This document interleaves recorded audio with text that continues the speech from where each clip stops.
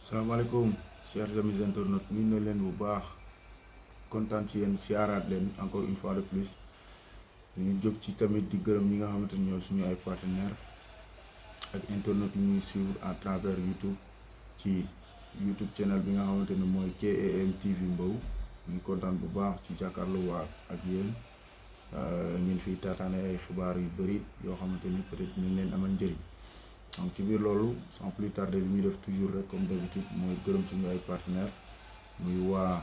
Touba Ndindi Enterprise ñu leen di kontaane bu baax ci partenariat bi ñu am ak ñoom ak ci confiance bi nga xamante ni am nañ ko ci ñun ba tax na lu ñuy def rek ñu ànd kook ñun donc ku ci bëgg ay téléphone mobile yu baax rek donc boo demee foofu di nga ko mën a am ak li nga xamante ni moo ay console game xale yi nii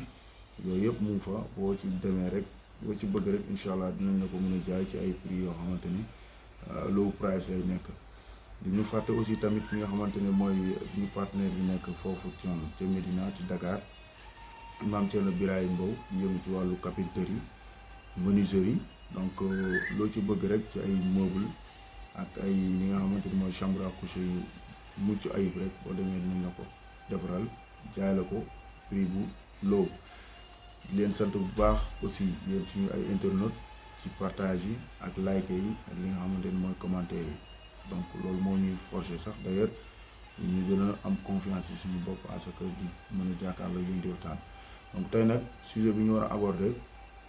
moo di li nga xamante ni mooy affaire colonialiste yi maanaam li nga xamante ni noonu la ñuy tubaab yi colonise ñu ba pare bàyyi fi seen ay mbir yoo xamante ni daf ñuy permettre jamais au plus grand jamais ñun africains duñu développer. donc li ci jiitu mooy ñoom dañu ñëw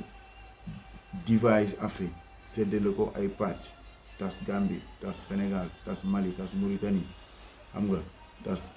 Burkina Faso tas Nigéria tas feneen séddoo ko def ko ay région dëkkoon ci bàyyi fi seen ay làkk te li nga xamante ne moo jiitu ci loolu mooy làkk yi ñu fi bàyyi instauré ko fi bàyyi ko suñuy école bàyyi fi seen ay programme yi nga xamante ni ñun ay naxe rek naxtaan rek la jur maanaam soo gisee moom la loolu nit mënut a développer te jaarul ci ay culture maanaam ci culture am li nga xamante ne mooy moom la ay cosaanam li mu moomal boppam te ñun la plupart Afrique fii utiliser wuñ li nga xamante ni mooy suñu cosaan ci lu jëm ci suñu wàllu jàng benn li ci jiitu mooy suñu langage suñu language yi suñu làkk yi nekkul suñu langage yoo xam ne ñu moom la te mënuñoo développer without suñu own language understand nga soo li tubaab bi def mooy dafa ñëw bàyyi fi programme am bàyyi fi langue am soo gisee Afrique Sénégal ñi ngi làkk français def ko langue officielle te am nañ ay langue nationale muy wolof bi séeréer bi joolaa bi tukulóor bi manjaak mandeng bi koñaak bi xam nga pël bi yooyu yëpp ay langue la yoo xam ne nationale yoo xam ne Sénégal la ko moom. Gambie aussi boo fi demee da ngay fekk ñu bàyyi fa English bi te am nañ ay langue nationale ñoom tamit joolaa pël ñu ngi fa tukulóor séeréer manjaak ak yeneen indi language nationale nosand boo demee Burkina noonu nga dem Côte d'Ivoire noonu nga dem Burkina nga dem fële Mali naka noonu nga dem Guinée noonu donc yooyu yëpp day prouver que ni colonialiste dañu ñëw bàyyi seen ay traces yoo xam ne daf ñuy mën a fatt bloqué ñu de telle sorte que ñun duñu mën dem boo gisee Chinese yi ñoom ñëpp ñu ngi développé di dem ci kaw because dañu am seen own language jëluñu ay English wala ay French boo gisee américains yi la même chose boo gisee européens yi aussi tamit la même chose ñoom ñëpp dañu jël seen ay own language di ko jàngale seen school yi ñun nag suñu school yi jàngalewuñ fi lenn lu dul ay làkku jàmbur ak ay culture wu jàmbur yoo xam dañ ko importé tubaab bi ñëw bàyyi ko fi au lieu ñu jël loolu ñëpp raxas ko ba mu set teg ko fële jéem a jël li nga xamante ni mooy suñu culture bu ñu moomal suñu ak suñu ay réalité ñu jëm cee dund jéem ko inculquer suñu ay doom pour ëllëg ñu mën a xam seen ay valeur xam ñoom ñoom ñan mais duñ ko def te suñ société bi ni ñu composé woo maanaam dafa nekk société boo xamante ni société bu naxaree defar la mu naqaree defar mooy africain dafa am benn idéologie maanaam benn xalaatin bu mu am tamit ci ñun. donc ni ma koy waxee d'habitude ci samay vidéo parce que ñun dañoo xamul suñu bopp ñàkk xam suñu bopp mooy li ci jiitu mooy kilifa ci biir këram sax la majeure partie ni mu war a doxee bu ko waroon a doxee njaboot gi dinañ tegu ci yoon de telle sorte que dara ay problème du am ndax société bi li ko composé mooy ay famille ñoo composé li nga xam ne mooy société bi so famille bu nekk dafa dëkk ci kër ak jabootam way jur nekk fa bu góor ak bu jigéen am ay jaboot ay xale léegi yow boo leen yarul taloo leen ndax yaa ngi utub dërëm association féministe yi juddu ñu naan jigéen nangam ak góor dañu war a yem du ñu mës a yem parité dañ koy indi parce que dañ ko jëlee ci tubaab yi mais góor ak jigéen suñu borom yemalewu leen te duñ mës a yem ilaa yawmil arshi donc lañ jël idéologie tubaab yooyu ñu teg ko fële ñu bëggee avancer te xam ne jigéen tout le temps ci ginnaaw góor la war a topp te boo gisee ma wax loolu mooy maanaam jigéen sax ci paaru ndey joo càmmuñu góor fa la ko suñu borom génnee su ma déggee histoire yu bëri je pense que noonu lañ koy waxee donc jigéen tout le temps dafa war a topp ci ginnaaw góor loolu tubaab naan le masculin emporte toujours le féminin donc bu ñu demee ba àdduna di dox nag am yu bëri yu fi xew tubaab yi ñëw indi fi seen mbir yooyu ba léegi colonialiste yi juguñu fi c'est-à-dire mode bi façon bi ñu coloniser lañ change parce que bu njëkk ba xamoon nañ ni suñu maam yi amoon nañ doole amoon nañ li nga xamante ni mooy résistance physique mais amuñu woon résistance psychologique attends dañ daan indi ay pakoti di indi ay sàngaraat ay seetu di leen nax understand di leen yóbbu à l'étranger loolu mooy traite négrière mooy commerce triangulaire je pense que ñi jàng histoire ñëpp xam nañ loolu maanaam européens yi dañ daan jóge Europe ñëw Afrique jënd fi ay jaam jël leen yóbbu leen Amérique loolu mooy triangle bi ñu doon voyage boobu ñu doon def moom lañ tuddee le commerce triangulaire la traite négrière donc loolu du fi mës a jóg yi ñuy wax naan loolu yëpp ay fausse information la abolition de l'esclavage musta am dañ ko bind ci ay këyit xaatim koy wax ko mais nekkul loo xam ne lu ñuy pratiquer lu ñuy jëf la donc dañuy dem ba benn moment ñu xam ne ñii évoluer nañ physiquement mais am na lu ñu xaw a évoluer aussi psychologiquement ñun Afrique civilisation commencé na fi dugg affaire yooyu moo tax ñu ne ñun tamit léegi dañuy changer système bi ñuy xam ne moom lañ leen di coloniser moo tax na léegi dañuy ñëw xool yow ressources yi nga am naturel muy li nga xamante ne mooy pétrole wala ressources halieutiques nekk ci géej gi xam nga yi nga am lu mënti doon ci lu ay ressources yu baax ñu fexe ko jël ko yóbbu ko seen ay dëkk loolu bokk na ci Sénégal nee nañ dafa am pétrole feeñ na fa te pétrole moo yor àdduna bi daanaka parce que loo gis muy dox rek ci wàllu matière yu bëri rek ci pétrole boobu lañ ko génne moo tax tubaab yi dañoo bëgg mbiru pétrole te fu ñu dégg ne am na fa rek dañ fay jéem a dew di fa wut ay contrat pétrolier rek yu ni mel pour mën a jéem a fexe récupérer richesse boobu fa feeñ sa Afrique donc ma ñëwaat ci li ma doon wax ci commencement bi ci asaka bu ñu bëggee suñu réew yi avancé dañuy jël suñu histoire ñu dugal ko ci suñu school yi suñu école yi pour jàngal ko suñu doom yi jiitu na ci bokk na ci doo dem ci école yi mukk ñu lay làkk olof parce que boo demee ci école yi li ñu lay làkk mooy ay tubaab te am na loo xamante ni ay jumtukaay yoo xamante ni nit ki du mën a xam lii nan lañ koy woowee ci olof wala ci pël wala ci pulaar wala ci tukulóor wala ci séeréer ndax jàngaluñ ko parce que fa mu war a jànge muy daara ji di school bi di école bi dugaluñ fa programme boobu parce que mu war a mun a xam nangam dugaluñ fa tamit suñu nit kilifa yu baax yi ci mel ni Serigne Touba El Hadj Malick Baye Niass Seydina Limamou Bou Kounta Ndiassane ak ñooñu ak ñoom Cheikh Omar Fouti yow kilifa yu baax yooyu nga xamante ne ñoo jaar Sénégal xeexal diine ba diine ji mën a am instauration bi mu am biir Sénégal au lieu ñu jël yooyu dugal ko ci programme scolaire yi ñuy jàngal xale yi mais non parce que complexe moo tax loolu yëpp mënul am ba pare ñu bëgg di aspirer à être un pays développé wala un continent développé loolu du mën a nekk nit ki bala ngaa laax di jaay da ngay laax nga lekk ba pare. Afrique bu ñu bëggee développer ñu jël li ñu moom ñu valoriser ko bu ko defee ñeneen ñi moomul loolu tubaab bi sax ñuy ñëw fii léegi di xool suñu culture yi suñu aar yi ak suñu affaires yi di ko valoriser di ko jënd di xam valeur loolu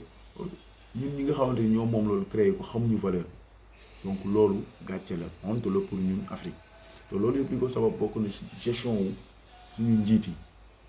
suñu président yi en particulier en Afrique ñu ñuy gérer Afrique amul benn gestion boo xamante ni gestion bu baax la njëkk da ngay ñëw nekk koo xamante ni ku sonn nga ci côté financier nekk koo xamante ni pauvre nga mën naa ko tuddee noonu nga ñëw ñu fal la xamoo nooy gérer say mbokk dar la ak ñi la jege ñeen di profité ci loolu noonu au lieu nga doxal mission bi nga xamante ni moom lañ la sas pour dénk la réew mi maanaam nga doxal jox la pouvoir financier jox la pouvoir humain jox la lépp muy maanaam gendarmerie policier am nga armée bi yëpp dafa nekk ci à ta disposition en tant que président d'ailleurs sax Sénégal noonu la ñuy le chef suprême des armées ñu jël juge yi xam nga jël li nga xamante ne mooy avion spécial jox la jël ay oto ay moto yu bakkane yu luxe jox la ne la diriger jël alal ji yëpp teg ko sa loxo jox la code yëpp nga war a jël nag loolu liggéey ci sa akulaay taala nan ngay def ba du jour au lendemain viwu africain yi ma jël ci exemple viwu sénégalais yi wala viwu gambien yi wala viwu togolais yi wala viwu nigérien yi di am amélioration mais non duñ ko def dañuy nekk di signer ay convention yoo xam ne amul benn njëriñ pour seen ay population vraiment loolu suñu njiit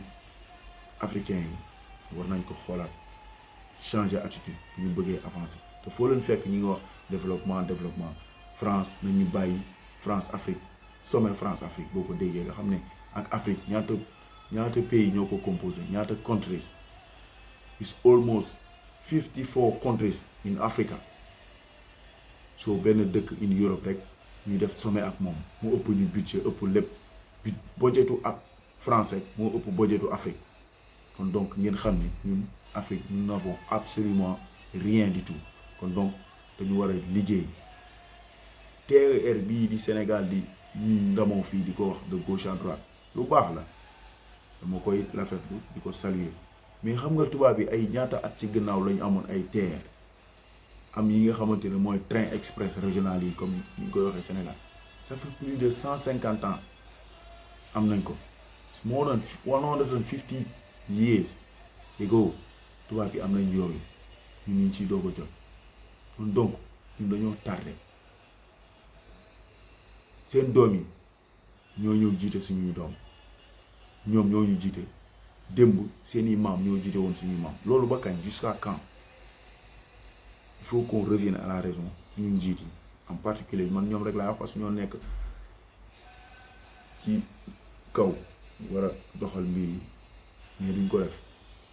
war nañ changer seen mode de vie ñoom ñëpp d'une manière générale amul qui que ce soit amul exception parce que ci mental bi la ci gis-gis bi la ak ci la façon de faire la façon de gérer les affaires de la cité baaxul war nañ ko changer ma tourner la page ñëw ci Sénégal en particulier seen façon bi ñuy defee li nga xamante ni mooy politique nekkul xiiroo ŋaayoo wala xastante wala waxante lu bon war nañ ko changer changement bi mooy nañu xam ne ñoom ñëpp ce sont des Sénégalais ils vivent au Sénégal fa la ñuy yeewoo fa la ñuy dëkk fa la ñuy defee seen everything kon donc Sénégal bu amee problème rek je ne le souhaite pas et personne d'ailleurs ne le souhaite day am day répercuter ba ci ñëpp donc bëgg fauteuil présidentiel bu mu tax ngay xarab président bu defee lu bon tu as le droit de dévoiler ça de dire que ni li muy def nii ànduma ci et après nga indi say argument indi sa explication à ce que moo sañoon nii la ñu doon loolu mooy communication entre opposition ak pouvoir mais loolu gisuma ko Sénégal ay dialogue national yi ñuy wax comprendre ay ñi nga xamante ni mooy ni ñu koy waxa waa nañ ma baal waa société civile yi nga xamante ne moom lañ war a dox ci entre état bi opposition bi amul parce que seen conscience foofu la toll ñu nekk ci état bi day jéem a fexe nu mu faagaagale ñi nga xamante ni ñoom la jiite jàpp ne ñoom dañ koy kale pour mu am beneen mandat wala yu ni mel ñi nga xamante ni itam mooy opposition bi ñoom it di xeex état même bu defee lu positif sax duñ ko reconnaître te ñu jàpp ne wala ñoom ñuy woote ni ñoom ñëpp c'est des sénégalais c'est des africains dañu bëgg Sénégal mënuma gëm ni bëgg ngeen Sénégal parce que vous seen ay intérêt personnel rek ngeen di carte muy ñi nekk ci pouvoir bi baal leen ma ak ñi nekk ci opposition bi donc loolu war na mën a tax ñoom ñëpp du côté du pouvoir comme du côté de l'opposition ñu changer seen attitude ak seen façon de faire pour xam ne Sénégal Guinée Mali Mauritanie Gambie Nigéria Togo Burkina Faso Côte d'Ivoire ñoo ko bokk ñëpp ku ci nekk fa nga juddoo foofu ngay yeewoo kon donc xëccoo pouvoir jarul yenn ay rey ay tuur bakkan ay tuur deret pour moi ay rey faat bakkan yooyu pour jot ci pouvoir ça ne vaut pas le coup jaru ko nañu ñëwaat à la raison ñu xam ne suñu Afrique ñu ñoo ko mën a développer li may waxaat ci Sénégal ni ñuy defee politique bari na ci plateau yi ñoo xam dañuy toog di wax naan Sénégal dañoo xiif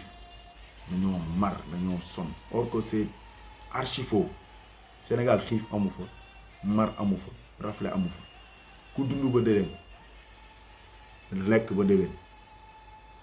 famine bi ñuy wax di ko gàddaal Sénégal nekk ci plateau yi rien que pour ne état bi liggéeyul wala yu ni mel tax opposition bi nag ñoo koy gën a def ñoom tamit ñi nekk ci pouvoir tey ji buñ demee à la place des opposants ils feront la même chose ñoom ñëpp c'est vice versa xam nga ku ci nekk da ngay wax lu négatif ci sa morom or que mën nga gis sax lu positif mais doo am ngoru wax ko nañu bàyyi gore di ak li nga xamante ni mooy di sosal nit wala ñuy waxal nit loo xam ni du jikkoom tout le monde est positif tout le monde est négatif tout le monde est malhonnête mais à des degrés man fi may toll sama malhonnêteté mayuma ma mu war a xool sama akulaay taala am na koo xam ne fu fa tolloo dina ne fii kenn newu fi nit ni man newu fi de waaye naa xool kenn ki nga xamante ni mooy suñu borom sàkk ma te mi ngi may gis te malgré que ay doomu aadama gis ñu kon donc war naa xool ci kooku doxal li nga xamante ni mooy dëgg mooy yoon mais tel n'est pas le cas ci ñu bëri ba ci man sax man tout le temps damay jël exemple sama bopp à ce que matuma donc complémentarité boobu nga xamante ni ku nekk war nga ko mottali sa morom moo war a am Sénégal nañu bàyyi loolu ma leen koy ñaan ñu bàyyi loolu ñu sóor ne dañu am ay voisins chaque jour dañ koy wax dañu am ay dëkkandoo Guinée suñu dëkkandoo la les deux Guinée Bissau Conakry Mali suñu ay dëkkandoo lañ Mauritanie la même chose Côte d'Ivoire ñëpp ci West Africa bi lañ nekk comment ça fait dire que ñuy toog ci télé yi di wax naan Sénégal dañu xiif dañu mar dañu sonn mel ni famine bi amoon wala sécheresse bi amoon vers les années 60 moo am Sénégal loolu amu fa loolu je les défie ñoom ñëpp ñuy wax loolu c'est archi faux loolu nekkut lu am vraiment war nañu modérer seen langage di xool lu ñuy wax ci médias yi dañu xam ne loolu ñuy wax noonu wuñ ñu sutura Sénégal la ndax Sénégal ak ay sénégalais dañu nekk ci yeneen i réew nekk fa ak seen yeneen i morom seen yeneen i nawle bu ñuy dégg tout le temps ay sénégalais toog ci télé yi di wax naan Sénégal dañoo xiif dañoo mar dañoo nangam loolu gàcce la ca fa sénégalais ba nekk di dégg loolu ak ay morom nawle africain bu loolu amoon sax à la rigueur parce que wax dëgg day baax te loolu foo dem fekk ko fa am na ñoo xamante ni dañu bëgg a lekk du ñu am lu ñu jënd mburu mu ñu lekk parfois la leen dal parfois du leen dal boo demee ci àll bi ñoom dañuy bay 3 mois yi saison des pluies di am dañ ciy bay lu ñu war a dundee pendant les 9 mois qui vont venir te ñoom seen ay dundi méttiwul àll bi ak ñi nga xamante mooy taax yi seen façon yi dundi dafa am différence kon donc opposition bi ñi nekkul ci pouvoir nañu moytu lillahi wa rasuli ma leen koy ñaan ñuy toog ci plateau télévision yi di wax ne Sénégal y a la famine xam nga nit ñi dañoo xiif dañoo mar dañoo rafle nañu bàyyi loolu te loolu amul Sénégal xiifuñu maruñu raflewuñu ñëpp a ngi sant ñëpp a ngi góorgóorlu ñëpp a ngi jaam yàlla ñëpp a ngi def lu ñu mën malgré que nag am na ay ñoo xamante ne ay négativité la contraire li ma wax foo dem fekk fa ñu baax fekk fa ñu ban loolu ci àdduna fépp la mais nañu am li nga xamante ne mooy sutura ak di def le linge sale boobu ñu wax se lave en famille c'est vrai nañu fexee linge sale bi ñu laver ko en famille bi weesuwul gouvernement ak opposition ñu xam ne ñoo bokk Sénégal kii day ut place kii mais na ko ut ci outil boo xamante outil bu rafet la maanaam bu mu xarabkee su gisee mu def lu négatif na ko wax moom tam mu accepté que ni juum na def na lu négatif su gisee mu def lu positif na ko wax mais gore di weesuwul nañ ma baal ci kàddu yi di gis nit muy def luy baax nga di ko sëgg doo ko wax gis ko muy def lu bon ngay yuuxu ca kaw di wax ne lu bon te amaana yow mi koy wax di ko fésal noonu sax xëy na yaa ngi ci biir donc dañ moytu loolu vraiment kàddu yooyu laa amoon ci lu may expliquer te ni ma ko doon waxee biir famille yi su baaxee rek kër gi su baaxee rek ñooy génn ci mbedd mi composé société bi noo def mu nekk société bu baax mais parents yi suñu découragé bàyyi xëy jaar gauche ndey xëy jaar droite ñu naan dañuy ut autonomie jigéen ñi nañ ma baal pour en ce que dañu bëgg am liberté ak yooyu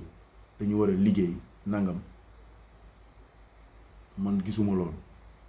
jigéen da ngay toog ci kër gi nga sëy yow miy góor yow la suñu borom sant nga génn dem uti loo am indi ko bokk ak sa njaboot te xam ne li ngay génn di ko uti noonu di ko wërsëg woowu la suñu borom di jox daf la ko jox pour nga delloosi ko si njaboot gi ndax day jël sa wërsëgu doom sa wërsëgu soxna wërsëgu njaboot gi ñi nga jur ñëpp wërsëgaloo pour nga indil leen ko ci biir kër gi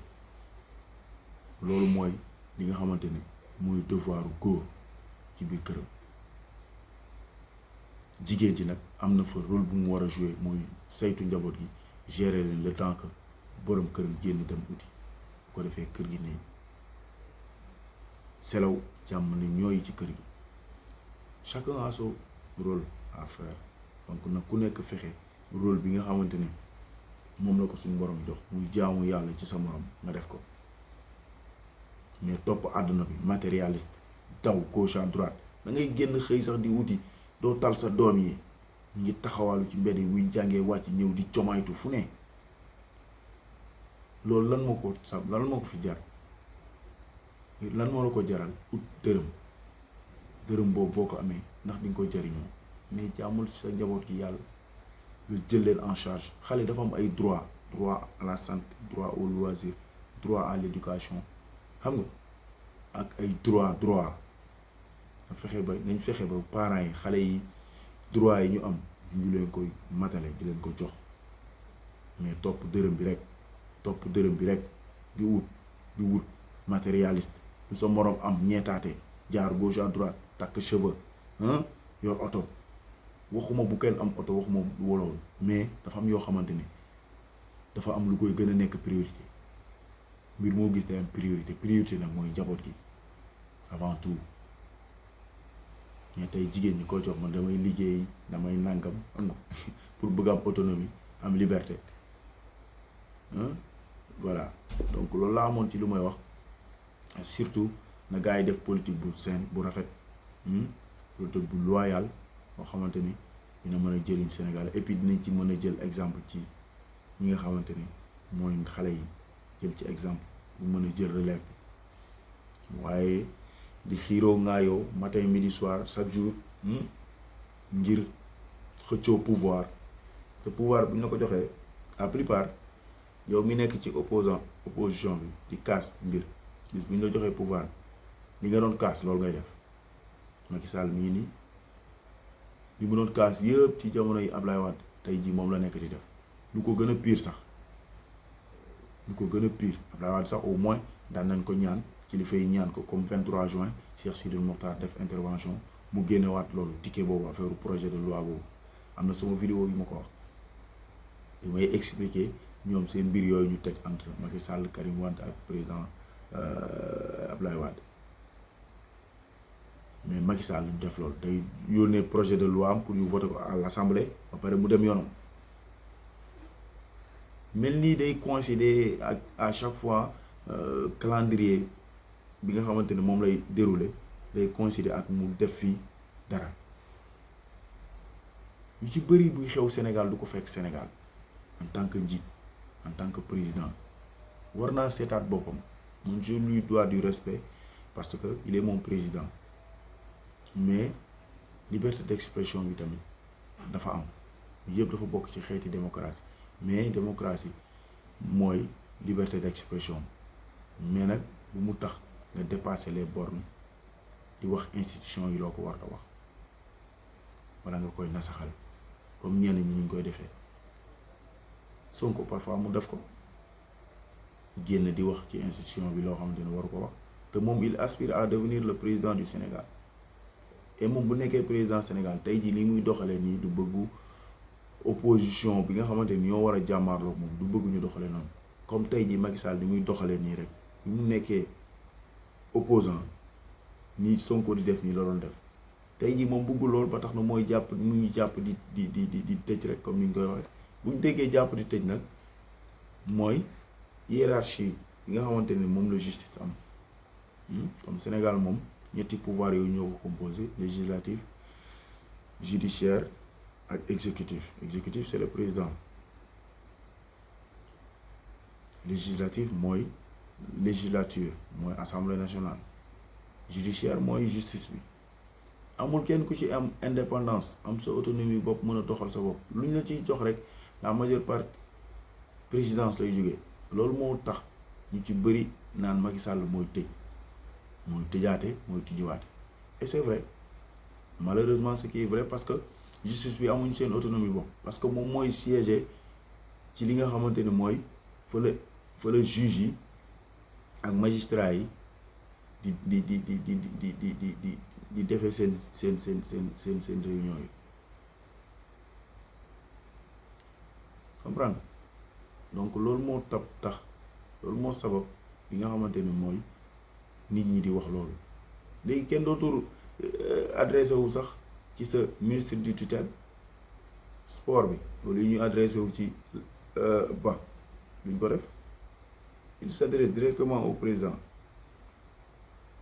santé bi la même chose culture bi noonu parce que nit ñi ñoo dem ba benn moment affaire yi ëpp na leen doole bëggatuñu am kenn kuy dox seen diggante ak président lu ñuy wax président bi directement la ñuy interpeller parce que les gens en ont marre te lu ëpp tuuru nañ jéem a fexe changer seen mode de vie Afrique d'une manière générale nag laay wax parce que man départagé wu moom man su ma wax dama wax Afrique te selon ni Sénégal di doxee noonu la yeneen dëkk yëpp di doxee la majeure part ay xëccoo nguur xam nga ay xëccoo alal yooyu di xarabante ak xastante amuñu esprit gentleman quoi en fait loolu laa bëgg a wax d'une manière générale fair play yi ñu te duñu nangu defet c'est ça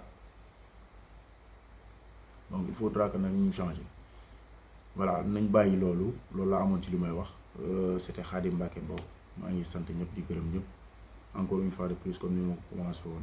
samay partenaire waa Touba Ndindi Enterprise di leen sant di leen gërëm ak Mame Thierno Birahim Mbow. Allez, à plus tard, merci à tous jaa ngeen jëf.